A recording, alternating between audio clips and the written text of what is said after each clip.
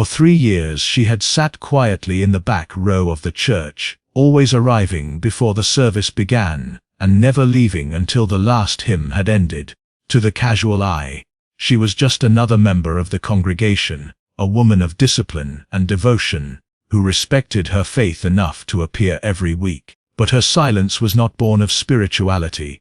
It was the silence of someone hiding a storm inside. From her corner seat, she had the perfect view of the man who had captured her thoughts and held them hostage. Every word he spoke seemed carved into her. Every gesture burned itself into her memory. She told herself it was admiration at first, the natural respect for a leader of faith, yet even she knew she had crossed into dangerous territory long ago.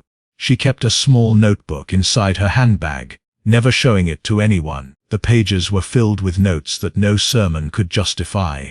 What color suit he wore, whether he smiled before or after prayer, the way he adjusted his glasses when reading a verse, even how long he lingered on certain passages. These small details seemed meaningless to anyone else, but to her they were pieces of a private world, one in which she and the pastor existed together, in ways no one else could imagine. The congregation only saw a quiet woman in the back row, but in her mind she was already living a secret life with him, one she guarded as closely as a treasure. The obsession was not loud or obvious, it was patient. She became skilled at waiting, at feeding herself on glimpses and scraps of moments. If he looked up and his eyes briefly swept across the pews, she convinced herself he was looking only at her. If his voice deepened during a sermon, she imagined it was meant for her ears alone. These small fantasies grew roots, and before long they formed a garden of illusions she could not escape. She found excuses to pass by the church on weekdays, lingering outside as if the building itself carried his presence. She memorized the shape of his car, the sound of his footsteps, and even the rhythm of his breathing when he paused mid-sentence during long services. Her friends noticed changes in her. She was distracted in conversation, often gazing off as though replaying something in her mind. They assumed she was simply more dedicated to her faith, that she had found comfort in her pastor's words. No one suspected the truth. No one knew that she spent evenings writing letters she would never send, addressing him as if he were already hers. Some nights she stayed awake imagining the day he would finally notice her devotion, finally choose her above all others. The idea gave her strength, but it also trapped her in a loop of expectation that stretched from days to weeks, and from weeks to years. 3 years is a long time to wait for something unspoken, yet she endured it with determination. Her patience was not a passive state, but a constant rehearsal, as if her life was a performance leading toward an unseen finale. She did not see herself as a stalker or a danger. In her mind, she was faithful, waiting for what she believed was destined. Every time she saw him shake hands with another member of the congregation, she felt a tightening in her chest. But she told herself to be calm. The day would come when she would no longer sit in the shadows, when her patience would be rewarded, and when all her silent observations would finally have meaning. But waiting for so long twisted something inside her. The longer she sat in that back row, the stronger her certainty grew that what she felt was not only real but justified. She convinced herself that devotion was proof of destiny, that sacrifice was proof of love.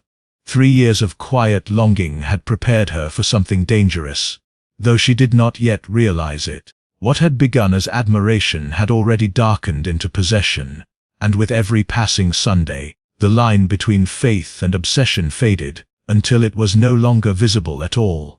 The pastor's life had always been surrounded by whispers. He was respected in public, admired for his sermons, and the way he carried himself with calm authority. Yet in private conversations people spoke of him differently. The women of the congregation were the first to notice details others ignored. Their laughter in hushed tones hinted at secrets, and she learned to listen without drawing attention. Sitting close enough to overhear, she collected every fragment of rumor, like pieces of a puzzle that only she cared to solve. Some spoke of his private charm, of the strange effect he had on women who sought his guidance. Of the reasons, some never missed a prayer meeting, despite being casual about faith before. She heard them say that there was something unusual about him, something beyond his gentle words and polished smile, something that pulled women into his orbit and refused to let them go. At first she dismissed the gossip as envy. After all, people often envied those in positions of power. But the more she heard, the harder it became to ignore. The details were too specific, too consistent. What began as vague speculation soon turned into certainty in her mind. The women hinted about a secret he carried, something physical, something that made them look at him differently. For her, that single idea became impossible to forget. She found herself imagining it in the quiet of her room, replaying those whispered words over and over, until they became louder than the sermons she heard on Sundays. Her devotion began to take a new shape. She no longer waited in the pews, simply to be close to his voice. Now she studied his movements with sharper focus, as if the truth about him could be revealed in the smallest gesture. If he lingered in conversation with another woman, her thoughts turned bitter, wondering if they had discovered what she longed to confirm. If he seemed distracted, she told herself it was because someone else had claimed the secret she craved. Each rumor planted seeds of jealousy in her, and soon her patience became poisoned with restlessness. She started staying longer after services, pretending to tidy him books or offer help with small tasks. Every extra second near him felt like a test, a chance to see if the rumors carried weight. She watched the way women touched his arm lightly when speaking to him, the way they laughed too easily at his words, the way their eyes lingered when they thought no one noticed. These signs convinced her more than the gossip ever could. She was certain now that there was a hidden side to him, a side that only a few had known, and she burned with the desire to join that circle. What she did not realize was how deep her obsession had sunk. The whispers were not facts, but in her mind they became undeniable truths. They filled her with longing and also with fear. Fear that she would never be chosen, fear that someone else already held what she believed should belong to her alone. The mixture of hunger and fear grew unbearable, and she began to fantasize about moments that had not yet happened.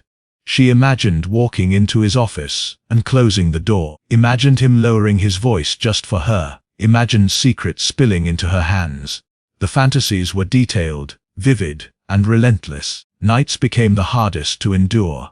She would lie awake replaying every look, every word, every rumor, trying to piece together a story that proved she was destined to be the one who uncovered the truth about him.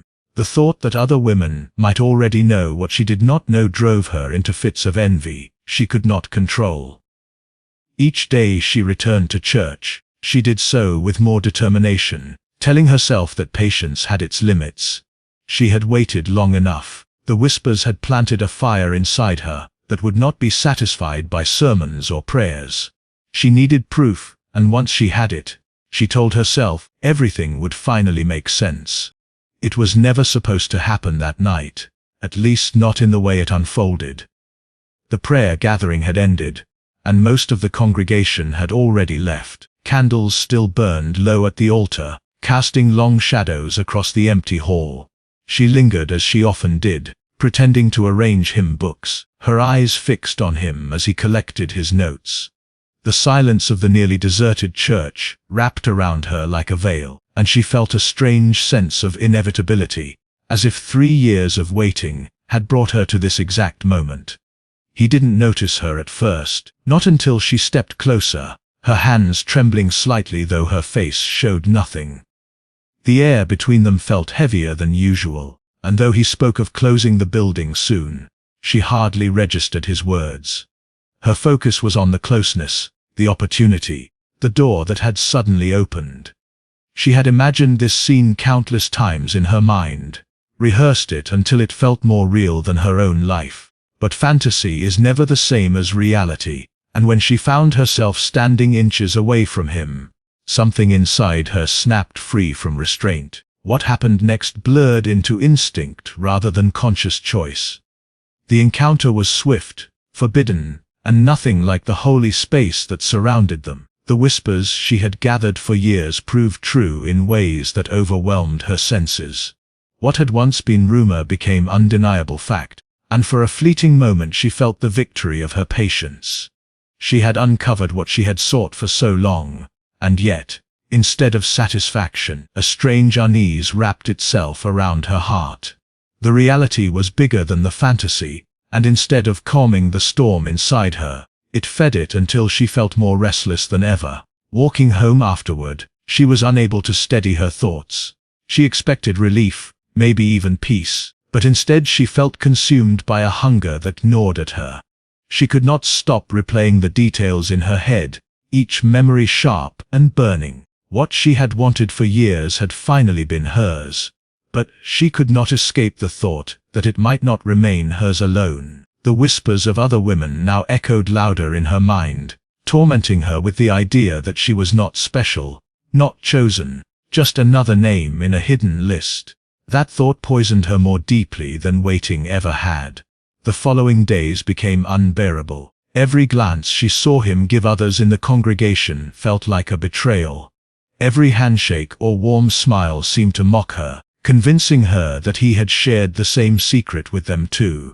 Instead of feeling closer to him, she felt surrounded by invisible rivals. Jealousy took root in her and twisted every moment of his presence into a torment.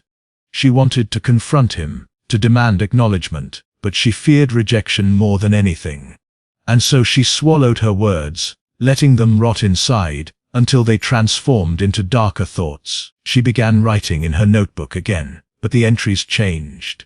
No longer did she record his ties or his choice of verses. Now she wrote about her fears, her anger, her determination to claim what she believed was hers. The notebook became a journal of obsession, each page filled with the kind of declarations she would never dare to speak aloud. Her handwriting grew harsher, the lines pressed so hard into the paper that some pages tore. She convinced herself that this was no longer about love or admiration. It was about control, about possession, about making sure no one else could ever take from her what she had waited 3 years to claim.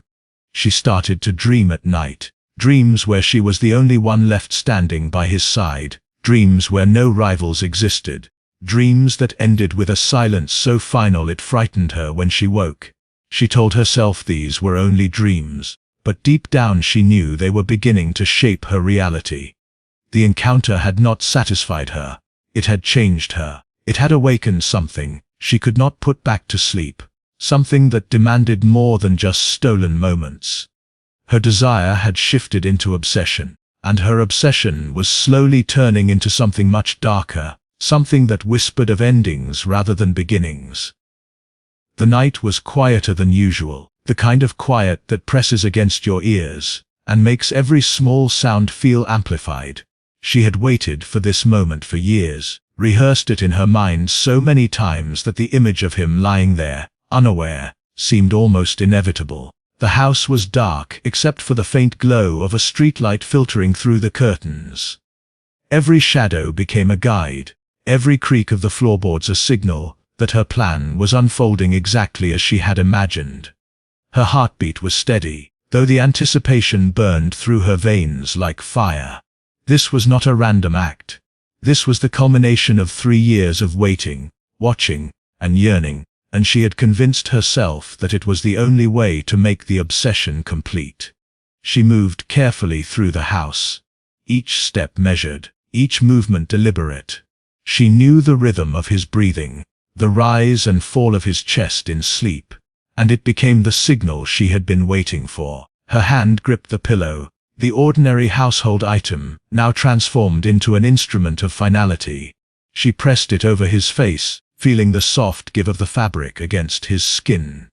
His body twitched beneath her weight, a brief struggle that only confirmed to her the reality of what she was doing. The longer she held, the more her own excitement and fear merged, and the world outside the bedroom ceased to exist. At first, the struggle startled her. It was not as controlled as she had imagined. He moved beneath her hands, attempting to fight the weight, and for a fleeting second she considered stopping. But the thought of waiting another second, of letting this moment slip, was unbearable. She pressed harder, adjusting the pillow until the muffled resistance faded into stillness.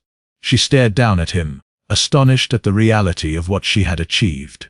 The years of planning, the obsessive notes, the fantasies that had consumed her nights, all of it had led to this quiet, terrifying moment. She felt no remorse, only a strange sense of completion, as though the act itself justified every second of her obsessive wait. Afterwards, she remained where she was, staring at the motionless body. The room smelled faintly of her own fear, and her heart pounded in a rhythm that was both exhilarating and horrifying.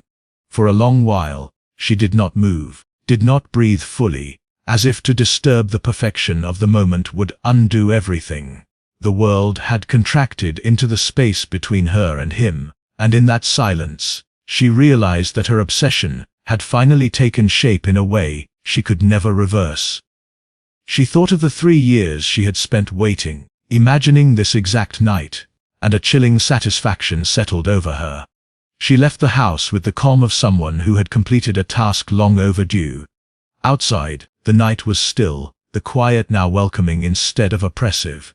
She walked slowly, retracing her steps, as if testing to make sure no trace of her presence had been left behind. Each shadow, each familiar landmark, became part of a carefully rehearsed choreography she had carried in her mind for months. The act had been final, yet in her mind, the obsession did not end. It had transformed into something larger, something darker. The sense of possession she had felt during those years of waiting now extended beyond imagination, into the realm of irreversible action. When the morning came, the news spread like a shockwave through the community. The pastor had died suddenly in his sleep. The congregation mourned, shocked and confused, struggling to understand how a man so admired could meet such an end.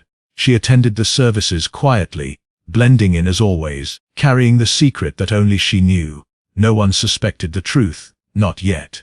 She had become a ghost in plain sight, a shadow lurking behind mourning eyes. Her plan had worked, but the consequences of obsession were only beginning to reveal themselves. The act had not brought peace, only a heavier, more complicated reality. She had crossed a line, and nothing could bring her back. The news of the pastor's death hit the congregation like a thunderclap. People whispered in corners, eyes wide with disbelief, trying to make sense of what had happened. The man they had trusted, admired, and looked up to was gone, taken in a way no one could have imagined. Initially, the cause seemed natural, a tragic passing in his sleep, and most accepted it with heavy hearts. But as investigators delved deeper, cracks began to appear in the story, small inconsistencies that no one could ignore. The community's shock gradually shifted into suspicion, and soon, the quiet admiration that had surrounded the pastor turned into fear.